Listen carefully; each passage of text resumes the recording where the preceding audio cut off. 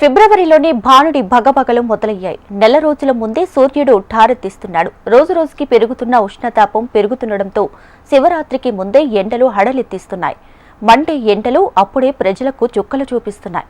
ఫిబ్రవరి నెలలోనే సూర్యుడు చుర్రుమంటూ చురకలు వేస్తున్నాడు. ఈ ఏడాది ఎండల తీవ్రత ఎలా ఉండబోతుంది అని ప్రజలు భయపడుతున్నారు. గత ఏడాది హాట్ సమ్మర్లో దాదాపు 48 డిగ్రీల నమోదు కాగా ఈ ఏడాది 48 డిగ్రీలు దాటనున్నాయి.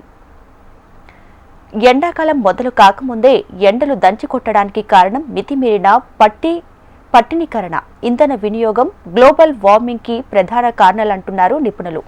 పూర్వం ప్రతి సీజన్కి ఒక ప్రత్యేకత ఉండేదని, ఇప్పుడు మానవ తప్పిదాల వలన వాతావరణంలో ప్రతికూలత పెరిగి అనేక మార్పులు జరిగి కాలాలకు అతీతంగా జరుగుతున్నాయని నిపుణులు అంటున్నారు. ఇలాంటి వాతావరణం నుంచి రక్షణ పొందాలంటే కొద్దిగా జీవన విధానం మార్చుకోవాలని సూచిస్తున్నారు.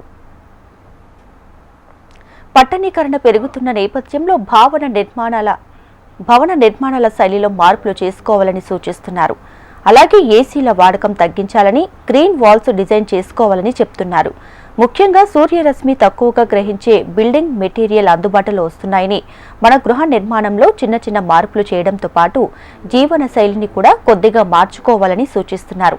మరి మండే ఎండల నుంచి రక్షణ పొందాలన్నా, భావితరాల వారికి చక్కటి వాతావరణం అందించాలన్నా నిపుణులు ఇచ్చే సూచనలు పాటించాల్సిన అవసరం ఉంది.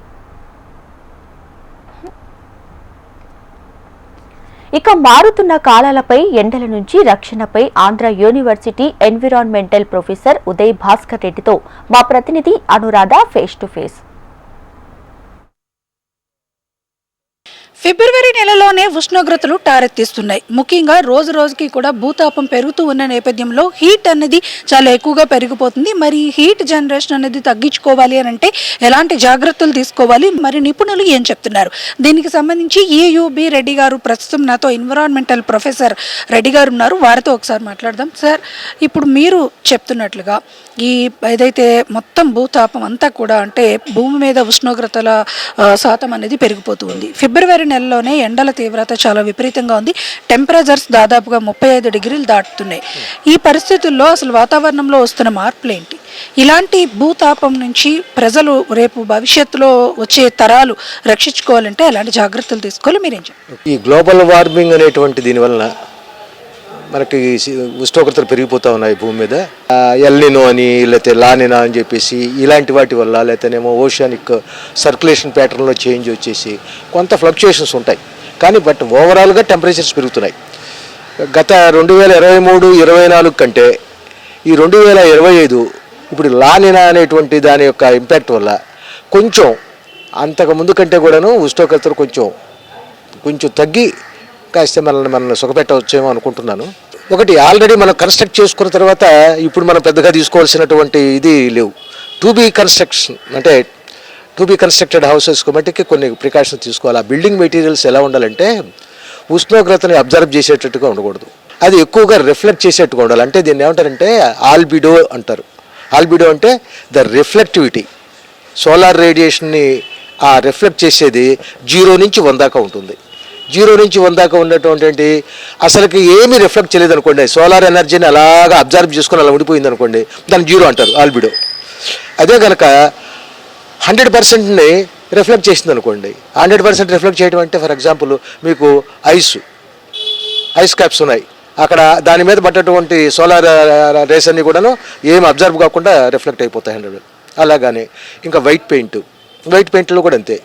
కనుక ఇలాంటి విధాన్ని ఏమంటారు, అప్పుడు 100 దాకా 0.9, 0.8, 1 వాళ్ళ దాకా వెళ్ళిపోవచ్చు.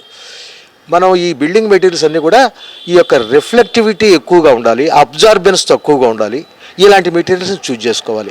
అంటే ప్రస్తుతం అలాంటి మెటీరియల్స్ ప్రొడక్షన్ అనేది ఉందా? అంటే అట్లాంటివి జరిగితే రేపు వచ్చే కన్స్ట్రక్షన్ మోడ్స్ అని కూడా అట్లాంటి జాగ్రత్తలు తీసుకునే అవకాశం ఉంటుందా? మీరు మరొక ప్రధానమైన అంశం చెప్తున్నారు. ఇప్పుడు ప్రధానంగా బిల్డింగ్ కన్స్ట్రక్షన్ మోడ్లో ఉండేటప్పుడే ఆ రూఫ్ టాప్స్ని స్క్వేర్ యాంగిల్ కాకుండా ట్రయాంగిల్ సిస్టంలో కనుక పైన పెడితే కనుక ఈ ఉష్ణోగ్రతలో కింద అంటే మనకి ఏదైతే బిల్డింగ్ లోపలికి వచ్చే శాతం తగ్గుతుంది అన్నది కూడా మీరు ఒక సజెషన్ చేస్తున్నారు. దీని ఏ విధంగా అంటే ఆ రూఫ్ వెంటిలేషన్ అంటారు. హౌస్ వెంటిలేషన్ తోటి పాటు రూఫ్ ప్యాటర్న్ బట్టి కూడా వెంటిలేషన్ ఉంటుంది. మనం ఫ్లాట్ రూఫ్ అనుకోండి, ఫ్లాట్ రూఫ్ కంటే కూడాను మీరు ఎప్పుడైతే వర్టికల్ రూఫ్కి వెళ్ళిపోయారనుకోండి, అది అంతా యూరోపియన్ స్టైల్ అనమాట, అదంతా కూడాను వాళ్ళవి. ఆ స్టైల్కి ఏమిటి వాళ్ళకి అక్కడ వాళ్ళకి మంచు గించుకు కూడా అక్యుములేట్ కాకుండా దాని థ్రెట్ లేకుండా ఉండడానికి ఎక్కువగా వాళ్ళు ఈ టైప్ వెళ్ళిపోతారు. ఇక్కడికి వచ్చేటప్పటికి మనం అంతా కూడా ఫ్లాట్ రూఫ్స్ని మనం ప్రిఫర్ చేస్తాం. ఈ ఫ్లాట్ రూఫ్స్లో ఏమిటవుతుంది, ఆ రూఫ్ వెంటిలేషన్ తక్కువగా ఉంటుంది. ఇంకొక విషయం ఏంటంటే మనం ఇప్పుడు ప్రస్తుతానికి గ్రీన్ బిల్డింగ్స్ కాన్సెప్ట్ని మనం ప్రమోట్ చేస్తున్నాం. గ్రీన్ బిల్డింగు దాని ఆర్కిటెక్చర్ ఇదంతా ఏమిటంటే మనకి ఎనర్జీ కన్సంప్షన్ బాగా తగ్గాలి. ఎనర్జీ కన్సంప్షన్ తగ్గాలంటే ఏమిటి, మీరు అన్నట్టుగా ఇప్పుడు ఈ ఉష్ణోగ్రతలకి విపరీతంగా వేడెక్కేస్తే 1-2 ఏసీలు వేసుకోవాల్సి వస్తుంది. ఫ్యాన్లు ఏసీలు అన్నీ వేసేస్తే అప్పుడు ఎనర్జీ ఎంత కన్జ్యూమ్ అవుతుంది. కనుక ఎనర్జీ కన్సంప్షన్ తగ్గాలి అంటే మనకి ఇలాంటి మెజర్స్ అన్ని తీసుకోవాలి. రాబోయే తరాలకి వాతావరణంలో మంచి మార్పులు, మంచి వాతావరణాన్ని అందించాలి, ఉష్ణోగ్రతల శాతం తగ్గాలి, విద్యుత్ వినియోగం తగ్గాలి ముఖ్యంగా అంటే ఖచ్చితంగా చిన్న చిన్న ప్రికాషన్స్తో ఈ మార్పులన్నీ కూడా చేసుకోవచ్చు అని అంటున్నారు. ముఖ్యంగా భవన నిర్మాణ శైలిలోనే ఖచ్చితంగా కొన్ని మార్పులు చేసుకోవాలని చెప్తున్నారు. అలాగే క్రీపర్స్ లాంటి చెట్లను కనుక అంటే పెద్ద పెద్ద చెట్లు పెంచుకునే ఆ ప్లేస్ ఇప్పుడు ఉండటం లేదు కాబట్టి క్రీపర్స్ లాంటి అంటే గ్రీన్ వాల్స్ అని ప్రిఫర్ చేస్తే కనుక ఈ ఉష్ణోగ్రతల శాతం అనేది తగ్గించుకోవచ్చు అని అంటున్నారు. క్రీపర్స్ లాంటివి పెంచుకొని మరి ఆ రకమైన గ్రీన్ వాల్స్ని మనం డిజైన్ చేసుకోవచ్చు అని చెప్తున్నారు. ముఖ్యంగా ఏదైతే విద్యుత్ వినియోగాన్ని తగ్గించుకోవాలి, రాబోయే తరాలకి ఇంధన మార్పులు జరగాలి అని అంటే మాత్రం, ఇంధన సౌకర్యాలు కావాలి అని అంటే మాత్రం ఖచ్చితంగా ఇప్పటి నుంచే ఆ ప్లానింగ్ అనేది జరగాలి.